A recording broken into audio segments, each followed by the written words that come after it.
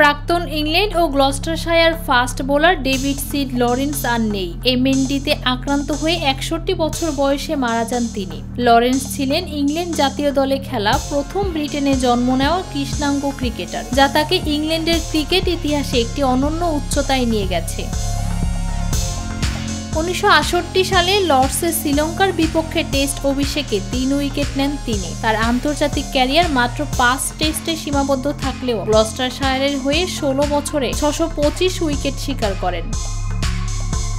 গুরুতর হাঁটুর চোটে ক্যারিয়ার শেষ হয়ে গেলেও লরেন্স থেমে যাননি। খেলোয়াড়ি জীবনের পর তিনি হন নাইট ক্লাব মালিক, শরীর চর্চাবিদ এবং সর্বশেষ ছিলেন গ্লস্টারশায়ার ক্রিকেট ক্লাবের সভাপতি। এমএনডিতে আক্রান্ত হওয়ার পরও তিনি থেমে থাকেননি। রোগ সম্পর্কে সচেতনতা তৈরিতে কাজ করে চলেছেন মৃত্যুর আগ পর্যন্ত। মাত্র কয়েক সপ্তাহ আগে ক্রিকেটে বিশেষ অবদানের জন্য ব্রিটেনের রাজা চার্লস তাকে এমবিই খেতাবে ভূষিত করেন।